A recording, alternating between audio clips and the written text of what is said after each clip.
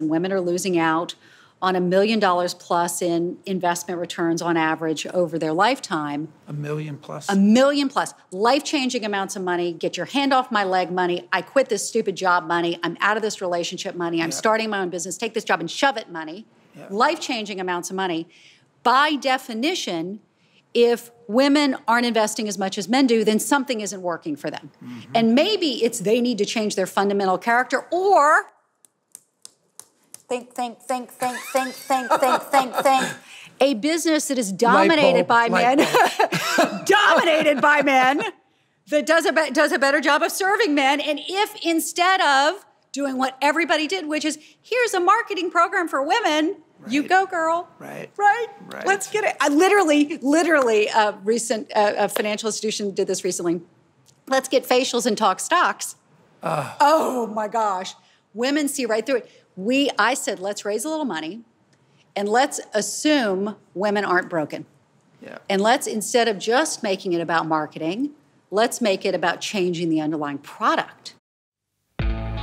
One of the lessons I've learned in martial arts is that standing still is asking to be hit. If you stand still in business, your competition is going to catch up. I start each morning practicing martial arts because it brings me balance and focus. And I want to know how others stay motivated as well. So join me for conversations on business, innovation, and entrepreneurship. I'm Dan Schulman. Welcome to Never Stand Still. Good morning, everyone. I'm Dan Schulman, and welcome to Never Stand Still. With me today is Sallie Krawcheck, and Sallie is a legend, and I'm going to talk about why that is. Sallie grew up in South Carolina. At our high school, she was a local track star. What events did you do? High jump. High jump. Interesting. And then when she was a senior, she was a presidential scholar. She went to UNC, then Columbia. She graduated with highest honors from both of those. And then her first job was at Sanford Bernstein, where she rose to become the CEO of all the sell side. And it was there that I think it was Fortune that named Sallie the last honest analyst on the street. Yep. Now that says something about the whole industry as well, and as well as the integrity of Sallie. And then from there, she went to Citi and she ran the Smith Barney unit, which, by the way, had 13,000 plus brokers and financial analysts in it, and then was promoted to become the chief financial officer of all of Citigroup.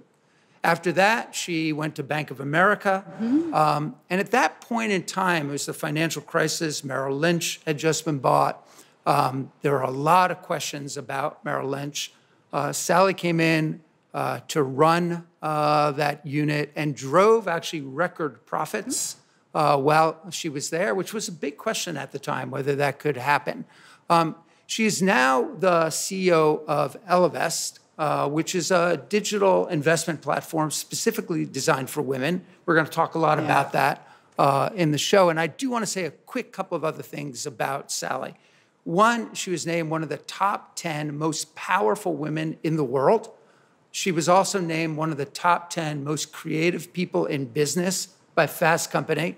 By the way, I was named like number 70 or number 80, so you really, you killed me on that one. Yeah, killed you. Yeah, and she was also last year named one of the top 40 most influential women in technology, and that's why she's a legend. There's so many things that Sallie has done. So, Sallie, welcome. Dan, thank you. Yeah, so nice to have you. I am so impressed that you did that without any notes. Yeah. I turned around to see if there was something you were reading. Nothing. Impressed. Right here. Yeah. Wow. Yeah.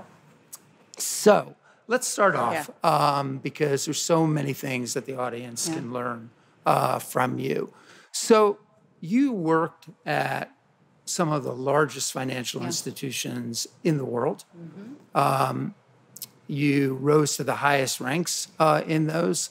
And now you're the CEO, decided to become the CEO of a startup, Ellevest.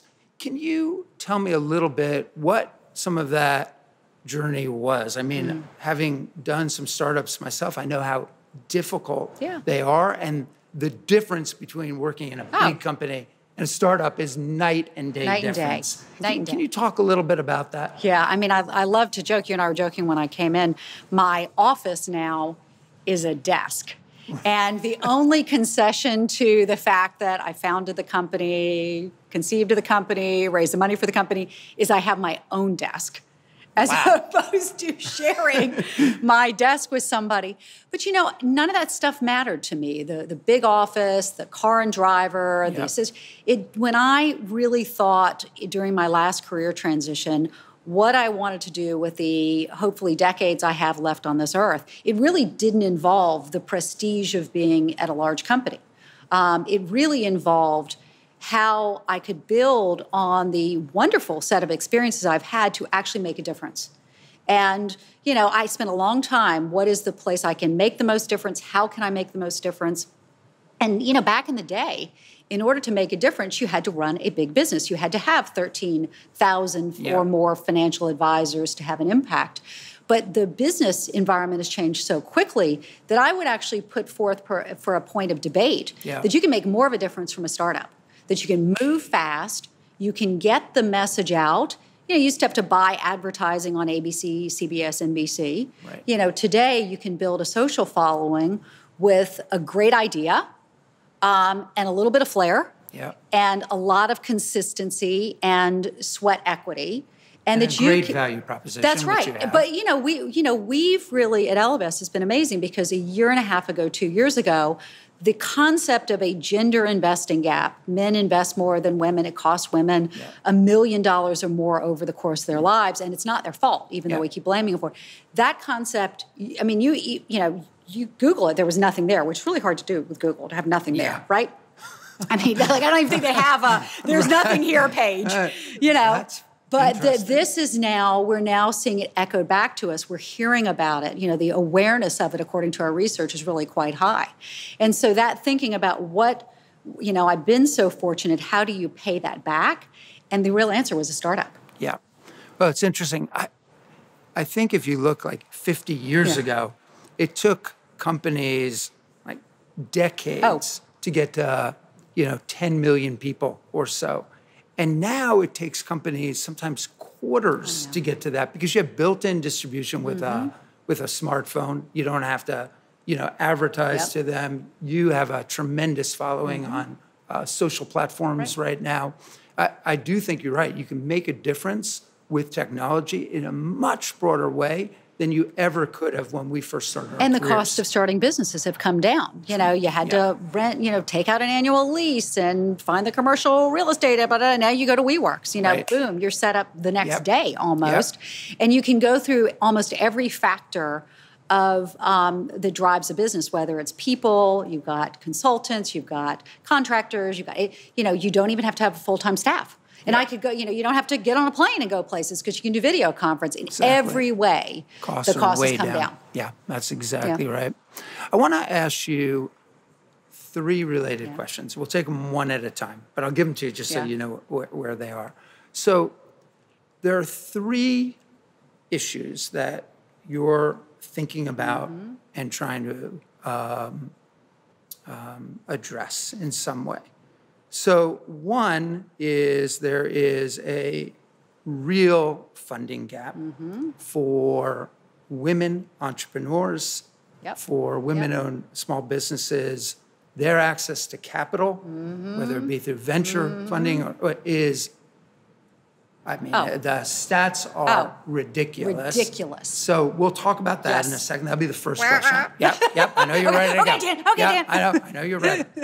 The second is a lot of people think about, well, why is there a, investment platform designed specifically for women? Like, why wouldn't you do gender neutral investment? Like, that's just straight down the middle.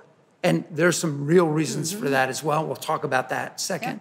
And then the third is around diversity and inclusion. And I want to talk about that as well. And I want to get your thoughts and ideas about how companies can be more aware. People are aware of it, but why should they care so much about it? Okay. So let's go into those three things. The first one is this investment gap. Yeah. The stats are something like, I'll probably have these wrong, like 2% of venture capital funding goes to women startups and entrepreneurs. And if you think about the amount of working capital that can go to women-owned businesses, crazy, ridiculously low. Ridiculously low. And so can you talk a little bit about why you think that's happening and what can be done about it? Yeah. So I think we're learning so much about how we are all socialized and the implicit biases we all have, men and women. So it probably shouldn't be too surprising that if just 5% of venture capital partners are women, that then 2% of funding goes to all women teams. And having been a woman who, was operating at high levels in a very male-dominated business, Wall Street, I can tell you, you might think, well, if it's 5% women, shouldn't 5% of funding be for women? Not only do the gentlemen who are in this business have their biases of, an entrepreneur looks like Mark Zuckerberg or Steve Jobs or, any of the guys wearing hoodies and must have a coding background and must have gone to Stanford. The women incorporate that into their perspectives too. And by the way, there's real pressure as a woman, as one of the few women in a senior level job to sort of affiliate with the guys. That's how you got to be successful. And by the way, if you as a woman are going to step out and be the lone woman funding women, you're at huge risk. That if as the same, I used to know as a female operating at high levels of Wall Street, that if I promoted the white guy, who in this case went to Harvard and grew up on the trading desk, like every other white guy who went to Harvard and grew up on the trade, my risk was tiny. Zero. But if I stood out and said, I'm going to promote this individual who's different, in this case a woman, and it wasn't successful, it was going to stand out like a sore thumb. And in fact, there's research that says that when men promote women or people of color, white men, their reputations are enhanced, but when women or people of color do it, their reputations are hurt. Wow. Right? So we all have these biases. And look, people say, raising money must have been so easy for you. No, it hasn't been. And I've even gotten to the point of view where, when I talk to venture capital firms, I start to now ask, do you make your investment committee decision by consensus? Everybody must agree, or can one partner champion it? And if the answer is by consensus, at this stage, I'm like, what, let's not meet. Because it's not worth the time because I have had too many of them where one partner is super excited and they go in, and if one person can veto, one person says, I don't know about, Yeah. And that's you, Sallie, with honey, your reputation. I know. Imagine. At least I can get the meetings. For so many women, they're not in the network. And by the way, one important point we haven't made is this is despite the research that shows that women-run businesses have superior returns, despite the research. And so, you have these biases that are so powerful, they overcome the opportunity to follow the research and make more money, which is what the industry is all about, right? That's how powerful our implicit biases are. How do we break through that? Yeah. How do we do that? Well, I think a few things. I think getting more women into these positions with the All Raise movement out in Silicon Valley and here in New York, then it becomes more usual, right? If you're the one woman, it's unusual. If there are three of you, all of a sudden it becomes the way of operating. And look, I think, technology is also to some extent solving this through crowdfunding. Where, you don't raise as much money, but you can get yourself started. And guess what? Women outperform men on crowdfunding sites. Interesting. Are there any in particular that you think are great for women? Yeah, well, I'd go with any of them. I think Indiegogo has done, obviously, a great job there. And Plum Alley as well. So they're a handful. Great.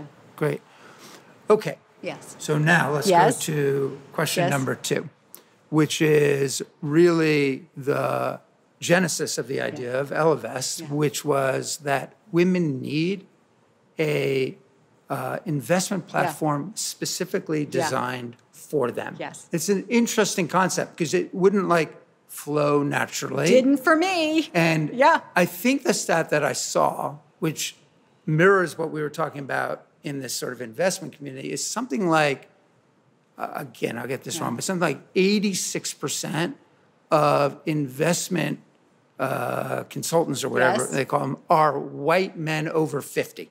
I think that's right. Yes. And therefore, they probably have their own biases as they're thinking about what to advise and how to counsel women. So could you talk a little bit about the ideas and thoughts that led to the value proposition of Ellevest, which is really different? So not only are you correct in terms of the 86%, I actually met with the head of one of these businesses, these wealth management businesses, not so long ago, who told me that he had more financial advisors over the age of 80 than under the age of 30. You know, which is just how the math follows. Wow. And at first, having run these businesses, I'm like, no. And I'm like, actually, yes. So it may not be any surprise Are that they recommending women, Civil War bonds or something? that women, and particularly women of color, have not connected with this business. Let's back up, because for a long period of time, when I was in my period of transition, I had a lot of folks say, you should start a wealth management business for women, an investment business for women. I said, that is so stupid. Like, wow, thanks, but woo-hoo-hoo. Boy, women don't need their own thing. That's so condescending. We don't need some dumbed down, you go, girl, investment offering. It's junior varsity. How dare you? And I had every negative reaction. On top of that, I, having grown up in the industry, did what the industry does, which I implicitly blamed women for not investing as much. In fact, I was having a breakfast this morning and someone said, well, women are just more risk averse than men. Nope. Actually, we're risk aware. We want to understand risk. As soon as we do, we take as much and more. Women need more financial education, this gentleman then went on to tell me. Yes, we do. So do men, but they're investing and we're not, and we're losing out. And so as I stood back, I said, what? And by the way, there were lots of investing clubs for women, and every big bank had one, and they all failed, and there were a couple of startups and they failed. And so therefore, this won't work. And when I stood back, finally I stood back and said, wait a second. By definition, if women are keeping 71 cents of every dollar in cash and men much less, and women are losing out on $1 million plus in investment returns on average over their lifetime. $1 million plus? $1 million plus. Life-changing amounts of money, get your hand off my leg money, I quit this stupid job money, I'm out of this relationship money, I'm starting my own business, take this job and shove it money. Life-changing amounts of money. By definition, if women aren't investing as much as men do, then something isn't working for them. And maybe it's they need to change their fundamental character, or think. A business that is dominated by men, that does a better job of serving men. And if instead of doing what everybody did, which is, here's a marketing program for women, you go, girl. Right. Let's get it. I literally, a financial institution did this recently. Let's get facials and talk stocks. Oh my gosh. Women see right through it. I said, let's raise a little money and let's assume women aren't broken. And let's, instead of just making it about marketing, let's make it about changing the underlying product. And what we found, unlike anybody else, is that women, are not motivated by alpha and beta and outperforming and watching CNBC and winning and the adrenaline. Women are very much motivated by conceptualizing and having us quantify for them what their goals are. I want to buy a house in 4 years. I want to go on a trip around the world in 2 years. I want to have a baby. I want to start my own business. I want to retire well. And having a highly sophisticated, gender-aware algorithm that knows women live longer than men, that knows our salaries peak sooner, right? Having a gender-aware algorithm that calculates how much they need and puts together an investment portfolio that is targeted to get them there in the vast majority of markets, that motivates women. That conceptualization and the, am I on or off track, right? Am I going to make it or not? If I'm off track, what do I need to do? And dang it if, here comes the Southerner, dang it if Ellevest wasn't, of any of the digital first platforms, the fastest to go from nothing to 100 million of assets under management, and now are well past that. Wow. Because we hit that product market fit, because we were deeply, deeply respectful of our client. Yeah. Deeply. Yeah, incredible. It seems to me that there are a couple of facts that were really important that are so different. Yeah. Women live longer. Mm-hmm. So you can't actually have the same amount of retirement fund because you're going to live longer. The income, to your point, the income levels are different between the two. They're different planning mechanisms. So, but yet because we live longer, we can afford to take on more risk to give ourselves the opportunity to earn a superior return. Yep. So our women are actually taking on more risk than the guys, contrary to the women are so risk averse. They, they're going to faint. It's ridiculous. In fact, the research shows that men tend to panic more when there's financial volatility and women less. I think because we're so friggin' busy. Yeah. But here's something important. Here's something important that really didn't hit me till after we launched.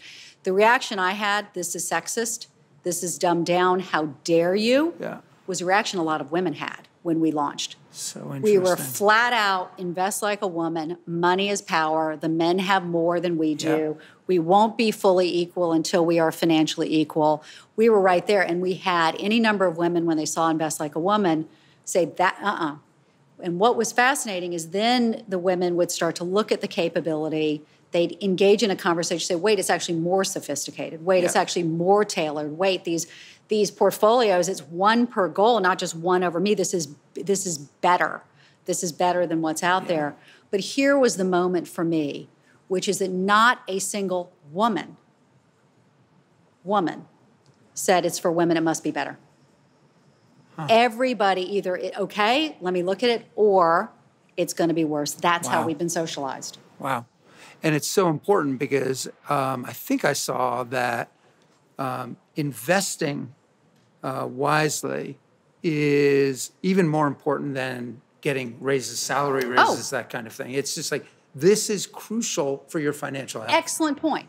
The investment gap costs some women more than the pay gap over the course of their lives. And here's the part that's resonated that I hadn't thought about, Dan. Really interesting. Which is that, when you ask for a raise, it's you and your boss have to agree. Yeah. So that takes two to tango. The investing decision is one you can make on your own. You can't make the market go up, but you can say, I'm going to today open an account at Ellevest or someone else. Yeah. And do you know our research shows that the number one driver of a woman's confidence in her ability to achieve her financial goals is whether she's investing. That act of investing is an act of power. An empowering one. Yep. Makes a ton of sense. Yeah. Okay. So let's go on to the third part of that multi-part question, which is diversity and inclusion in general. You've seen a lot in your time on Wall Street as well, difficulties that you encountered as a woman. You see what companies are going through right now. What advice and counsel would you give to the different managers of businesses that are watching us right now, CEOs that are watching us right now, just people who are working in their companies and trying to help their companies? How would you talk to them about diversity and inclusion? Absolutely. So let's back up for a second, which is the research you've seen and some of your viewers and listeners may be aware of. Diverse teams have been shown to outperform less diverse teams. And this makes sense, right? Cognitive diversity, we've got different experiences, we're bringing in different viewpoints, perspectives. Gender diversity is great, gender of color, but all kinds of diversity. Background, education, experience, et cetera, et cetera. Diversity drives higher returns, lower risk, greater innovation, higher client engagement, higher employee engagement. Diverse teams have been shown to outperform higher IQ teams. Diversity, that's amazing, right? I mean, it should be full stop right there, by the way. And people should do it. Yeah. Okay. You know what the least diverse companies and industries are? Meritocracies. Those that say, I'm a meritocracy. And it would seem like, well, that shouldn't be the case, because if you're a meritocracy, let the numbers speak for themselves. let the managers manage, and the best is going to rise to the top. What is one of the most highly touted meritocracies on our planet? Wall Street. Remember, 86% of financial advisors are white guys, 90% of traders, 95% of hedge fund managers. I mean, we could go on, but and then first you might say, well, could it just be white guys are just so much better at this? Except there was that financial crisis, right? And this industry has not earned its cost of capital through a cycle in as long as I can remember. So, meritocracies underperform diversity. Put another way, diversity actually outperforms meritocracy. So why? I've given this a lot of thought over a lot of years. Yeah. It's because our biases override us. That I've seen it 1,000 times. Yeah. Yeah. That again, we've all been socialized. What's a CEO? It's a white male. It's a strong, risk-taking, usually with a very strong jawline, I think, and sort of the look, as a partner of mine used to say, the look of the Eagles. Right? Actually, we used to have a guy at Smith Barney. He was like the worst performing of any of the leadership team, but he was handsome. I mean, like, wow, dark jet black hair, aquiline nose, and unbelievable posture. He was like 6'4", and used to look off in the distance during meetings. His performance sucked, but every time it was time to promote, people were like, "How about that guy?" You're like, "No, his performance sucks. He just looks so good. Just looks so good." And this is us on a micro, on the micro basis with every single promotion. Middle management is where diversity goes to die. The CEO stands up and says it's important, but since it's a meritocracy, you got to give your managers the information, let them manage, and then the middle managers who aren't promoting that often or hiring that often says, I get that I should hire a person of color or a person who comes from a different part of the country, but man, that person who reminds me of myself just is so appealing. And so we end up making hundreds of thousands, millions of micro decisions, which lead us completely stalled out as a country when it comes to diversity in business. Yeah. How would you address it? I think, personally, what I'm doing at Ellevest is we are just doing it. Yeah. And so you think as a start, I'll have my leadership team, it doesn't happen anymore, but it happened at the beginning they would come to me and said, we would love to hire a person of difference, but everybody we're finding is, in our case, a Caucasian female. Yep. Generally a little blonder, generally blue eyes. And so we'd love to hire somebody else, but this is, out of the 10 people we've interviewed, they've all been this. And then I said, fine, we're not going to hire. Well, it's funny how people will come back then and say, I did find that gem. And once you get on a roll with it, you have a reputation for being inclusive, and then you start to have people come to you. And so Ellevest today, because we serve females, we're more females, we're 2/3 female, we're 40% people of color. Wow. And our engineering team is half women. Yeah. Which, I'm beginning to, I think we're now getting the size where we're a destination for female engineers in the city. Yeah. In fact, LinkedIn just named us as one of their most sought after startups, and I think it's because we're so inclusive. Yeah. Well, I fully agree with you that on this thing, I think actually top-down leadership matters a ton. Have to. You have to demand it. Like when I first came to PayPal, our board was 10% diverse, our board. Mm-hmm. And I said, well, no, we have to. Like our mission is to be more inclusive, right?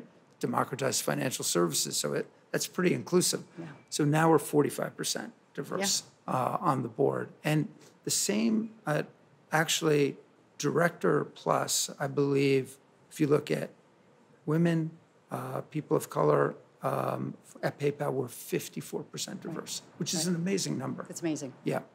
Okay, so let's move on. I want to move to another subject because part of this podcast is people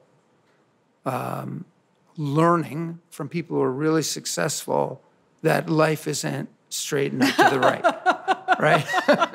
It never Dan, is. What experience would I have? Exactly. You got I don't none know of those. What you're talking about. So could you talk to our audience about what it's like to get hit and what it's like to get back up and just like how you worked your way through the challenges that you have, because everyone's going to face them. Oh, They may not think, but everyone's going to face them. And I really think it's about how do you get back up. Right. Well, look, as quickly as business is changing, you're not starting your job right out of college and then getting steadily promoted through a company and then getting the gold watch at the age of 65. Right. It's not happening. Right. And more people will find themselves fired because of the rapidly changing environment. And in fact, we have to get to a point where, okay, that's okay. In fact, sometimes getting fired means trying too hard and going in the wrong direction, and then getting back up. And I particularly care about this and talk about it because, and you can tell I'm a recovering research analyst, the research tells us that women and females take failure harder than men. Mm. And Dan, I had people when I had public failures who told me, you can't come back, Sallie. And so to back up, I have been fired on the front page of the Wall Street Journal twice. Twice, right? But, one time because I was the only senior executive on Wall Street who worked to return client money in the downturn. We successfully did it, but my boss didn't agree with it, and fired me for it. I remember that. And one time in a reorg. Citi, right? Yep, that was at Citi running Smith Barney. And one time in a reorg when I was running Merrill, to your point, fantastic results, huge turnaround. And then my boss said, thanks for the turnaround, and now we're moving on because the turnaround is done, thank you. Except, I was still embarrassed on the front page of the Wall Street Journal. Yeah. So to back up, the way I get through it is that I recognize how enormously fortunate I am and the individuals who are listening to your podcast are. That we were born in this time, in our case, in this country, with opportunities that just simply were not available to us decades ago, 100 years ago plus, right? We won the lottery. Yeah. I know that's not popular to say in this angry era, but, yes, work hard, yes, kill your, and we were fortunate. And if you had told me as a little girl growing up in Charleston, South Carolina, who at high school was sent to typing school to prepare for the opportunity I could have at that time of, we now call them administrative assistants, but secretaries, and you told me I'd be on the Wall Street Journal for anything, I'd have done backflips down the hallway. And if you told me, and I could have done them, by jumping high at the same time. And if you told me it was to get fired, I'd been like, fantastic, that I would have the opportunity to do something that anybody cared about, like effing amazing. So I love to say I loved every minute of my job. Even when they were firing me, I loved it. Mm-hmm. And happily, fortunately, we have food on the table. We weren't going to lose, my husband and I weren't going to lose our apartment. Yeah. So I could say we're playing with the house's money. And I can play, sort of loose, right? And get back in there. And by the way, I fail 57 times every day, right? We talked about raising money. Yeah. I can't tell you how many people said no to us, right? So you read the headline, Ellevest raised, $34 million. Yeah. Well, how many hundreds of no's did that come with? Was that right? Hundreds oh, my gosh. Yeah. Oh, my gosh. For sure. For sure. Hmm. So, but emotionally... Well, I drink a lot, too. I'm sorry. Did I mention alcohol? Because I might have forgotten to mention that when I get fired, I like to drink heavily. Okay. Because emotionally, it's like... hard. It's embarrassing. Hard, right? It's embarrassing. Yeah. But, there is something that's remarkably freeing about it being so public. You don't have to tell everybody. You don't, I have a friend of mine who got, reorged out, fired, whatever you want to call it. And it was sort of quiet. And the first time she and I went to breakfast afterwards, she spent the whole entire friggin' breakfast telling me how she didn't really get fired. Right. And you're like, dudette, you're just carrying around this emotional baggage. Just, I'm not going to like you any less. Yeah. Just let it go. Yeah. Like a Frozen song, almost. Yeah. No, I think that's, I think falling down is hard. But one of the things that I look at when I interview people is there's nobody who has a perfect career path. No one. And I actually want to see what somebody did. What they do. Coming out of it. Yeah. Because that shows the character. Absolutely. Absolutely. Yep. And in this day and age, too, owning it. If you're, everybody's going to know eventually. Yeah. Right? You can't keep secrets the way you could before. And if you take a deep breath, step back. What did I learn? What did I do wrong? I did something wrong. Let's figure out what it was. How am I going to consolidate this and build on this? Yeah. And then be able to, and do it, and then be able to articulate it. Because if you try to hide it, it's, you're going to get turned down for a lot of jobs and you'll never know why. Yeah, I think that's great advice and counsel. Sallie, I want to thank you so much for being here, talking with me. I had a ton of fun, and I learned a tremendous amount. And I hope everybody did as well. So thank you so much. Thank you, Dan, for having me. Yep, you bet.